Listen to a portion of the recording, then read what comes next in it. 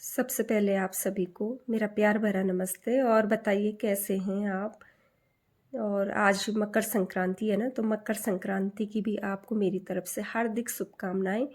और कल का ब्लॉग है रे मेरा, और आज मैं वॉइस ओवर कर रही हूँ। तो कल मौसम इतना बढ़िया था, बहुत ज़्यादा अच्छा मौसम था, धूप भी बहुत अच्छी खिली खिली थी ना।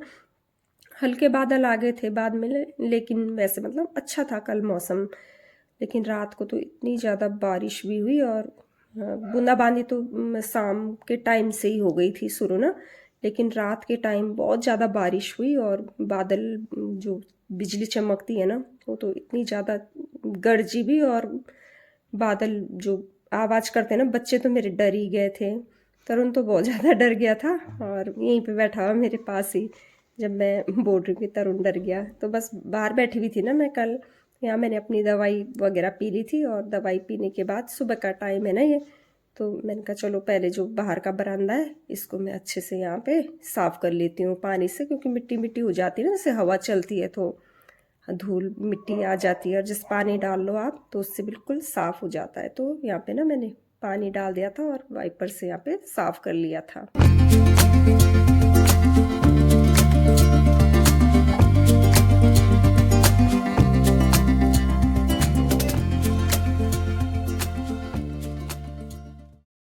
तो आज ना मकर संक्रांति के दिन इनका भी जन्मदिन पड़ता है, तो जन्मदिन है आज इनका। और बच्चों ने और मैंने सुबह उठते ही मतलब अच्छे से इनको वो किया, विश किया। बस ईश्वर से यही प्रार्थना करती हूँ कि इनकी आत्मा जहाँ भी रहे सुख शांति से रहे, और जो भी जन्म पाए वो अच्छे जीवन में आए। तो बस यही प्रार्थना है मेरी ईश्वर से। और टीना का कल है जन्मदिन ना, 15 तारीख को टीना का पड़ता है, और 14 तारीख को यानी 14 जनवरी को पापा का पड़ता है। तो बस ये कहते थे ना टीना के लिए कि टीना एक दिन काश में बाद में पैदा होता, तो ऐसे मतलब इससे बोलते थे कि तो हम एक साथ अपना बर्थडे सेलिब्रेट करते दोनों।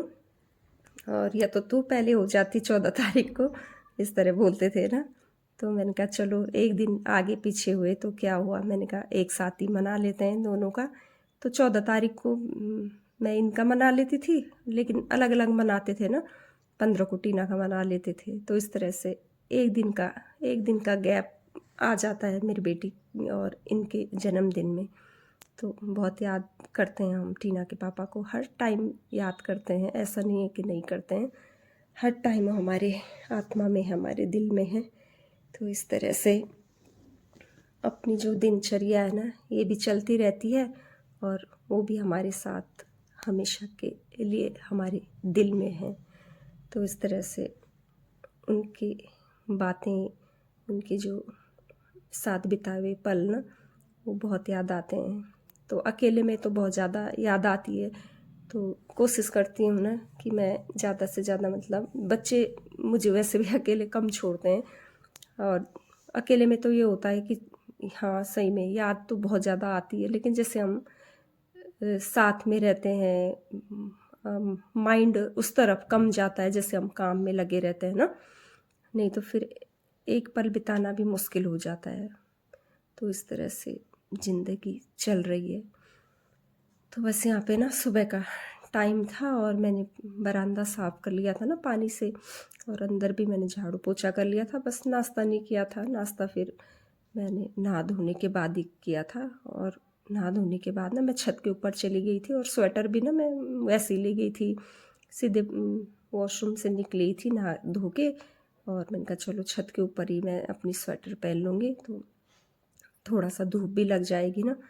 इस वजह से कपड़े भी उल्टा पुल्टी करके मैं आ गई थी, यहाँ किचन में आ गई थी ना मैं। और बस यहाँ पे अब खाना बनाने की तैयारी हो रही थी। तो कल मैंने मूंग की दाल बनाई थी। और हम लोग ना लहसुन प्याज अभी यूज नहीं करेंगे, क्योंकि 13वीं तक हमें लहसुन प्याज और जैसे सरसों का तेल, मसूर दाल, बहुत सारी चीज़ें ऐसी होती हैं ना जिनको कि नहीं यूज किया जाता है। तो मूंग दाल बनाई मैंने कल ना, तो उसके लिए मैंने यहाँ पे तड़का वगैरह भी तैयारी कर दी थी लगाने की ना। दाल मैंने पहले ही उबाल के रख ली थी, बस कढ़ाई ले ली थी मैंने, और कढ़ाई में ये जो रिफाइंड या घी इन 2 चीज़ों को यूज करते हैं ना, तो लेकिन सरसों का तेल यूज नहीं करना है। तो इसमें मैंने जीरा डाल दिया था, और जीरा तड़काने के बाद जो ये मेथी होती है ना, थोड़ी सी कसूरी मेथी, इसको मैंने डाल दिया था तड़के में, और फिर जो टमाटर है वो डाल दिए थे। तो बस यहाँ पे टमाटर भी अच्छे से यहाँ पे गल गए थे। नमक मैंने दाल में भी डाल दिया था ना पहले, और बाद में जैसे टमाटर डालती हूँ तो उसमें भी थोड़ा सा मिला लेती हूँ, ताकि जल्दी जल्दी से गल जाए टमाटर यहाँ पे। तो बस यहाँ पे मसाले वगैरह भी मैंने यहाँ पे डाल दिए थे, और अच्छे से मतलब इसको मिक्स कर लिया था। और मिक्स करने के बाद जो ये मूंग दाल है ना, हल्की दालें अच्छी होती हैं कभी कभी खाने के लिए। बीच में हम लोग राजमा हो गए, काले चने बहुत खा रहे थे, तो आज मन किया कि हल्की मूंग की दाल बनाएं। तो बस यहाँ पे जो दाल उबाल के रखी थी वो मैंने इसमें डाल ली थी। तो इस तरह से हमने खाना भी यहाँ पे खा लिया था, और बाद में हम लोग थोड़ा सा मार्केट चले गए थे, मैं और मेरी बेटी टीना। तो यहाँ पे संगीता का एक सूट था ना टेलर के पास दिया हुआ, तो बहुत टाइम से कह रही थी कि मौसी चले जाना, ले आना ज़रा मेरा सूट। तो वही मैं आपको इधर थोड़ा सा दिखा रही हूँ खेतों को, कितनी हरियाली है ना यहाँ पे, फसलें वगैरह जो उगाई हुई है ना, तो बहुत सुंदर लग रहा है यहाँ पे। तो बस उसका जो सूट था ना वो ले लिया था हमने, और उसके बाद थोड़ा सा सब्जियां वगैरह भी ख़रीद ली थी, क्योंकि बाज़ार जाते हैं तो एक दो सब्जियां तो लेके ज़रूरी आते हैं, क्योंकि रोज़ सब्जियां यूज होती हैं। तो मैंने कहा चलो बाज़ार आ ही रखे हैं तो थोड़ा सब्जियां भी लेते हुए चलें। तो ख़रीदारी कर ली थी ना हमने, और चावल अभी नहीं लिए, चावल थोड़ा घर के पास ही शॉप है तो वहाँ से ले लेंगे। तो इस तरह से बीच में ये भैया बैठते हैं ना यहाँ पे मूंगफली वाले, तो तरुण को भी अच्छा लगता है सर्दियों में, जैसे बच्चों को ना खूब मूंगफली खिलानी चाहिए, जो जिस चीज़ का सीजन होता है। जैसे सर्दियों में मूंगफली का सीजन होता है, तो मूंगफली तो वैसे भी खूब खानी चाहिए सर्दियों में। और इसके पापा तो बहुत ज़्यादा मूंगफली खाते थे विंटर टाइम पे ना। मूंगफली हो गई, गज्जक हो गए, वो रेवड़ी टाइप की नहीं होती है, वो बहुत ज़्यादा लाते थे सर्दियों में। बहुत मतलब खाने के शौकीन थे ये इस तरह के चीज़ों के ना।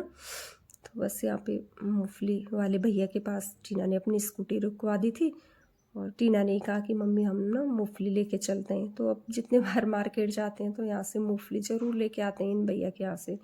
तो 2 टाइप की मूंगफलियाँ थी ना यहाँ पे, एक वैसी वाली बारीक और एक वैसी थी मोटी वाली। तो बारीक वाली ले आए थे, 150 रुपये किलो है वो, और दूसरी वाली मोटी वाली थी वो थी 170 रुपये किलो। तो घर आ गए, मैंने अपने कपड़े वगैरह चेंज कर लिए थे, हाथ भी धो लिए थे, और उसके बाद कपड़े चेंज करने के बाद अब ये जो बैग में थोड़ी बहुत सब्जियां लाए हैं, आलू भी ले आई थी मैं, और मटर वगैरह जो भी है, हरी सब्जियां लाई, मेथी लाई, और जो पहाड़ी पालक होता है ना वो भी लेके आई हूँ मैं। तो इसको मैं निकाल के एक साइड कर लूँगी, और दूसरी तरफ टीना मिलने यहाँ पे चाय बना रही थी, कहती मम्मी मैं आपके लिए ना चाय बना देती हूँ। तो टाइम से आ गए थे हम लोग घर ना, जैसे धूप धूप में जाओ घर से बाहर और फिर वैसे ही आ जाओ, क्योंकि जब काफ़ी देर हो जाती है ना तो ठंडा भी हो जाता है और रात भी हो जाती है। और यहाँ पे सीढ़ियों में ऊपर अंशिका जा रही थी, रेखा की बेटी, तो मैं यहाँ से आवाज़ दे रही थी कि अंशिका अमरूद खाओगी, लेकिन हम लोग मैं मतलब भूल गई थी कि अभी तो हमें 13वीं तक किसी को कुछ भी नहीं खिलाना है अपने हाथों से ना। तो ध्यान आया कि नहीं हम तो बहुत ख़राब लगा मुझे ना। पहले मैंने उसको बोला कि बेटा अमरूद खाओगी, तो अंशिका ने तो मना किया, लेकिन अपना ही मन नहीं मानता है ना। मैंने कहा नहीं अभी नहीं दे सकते।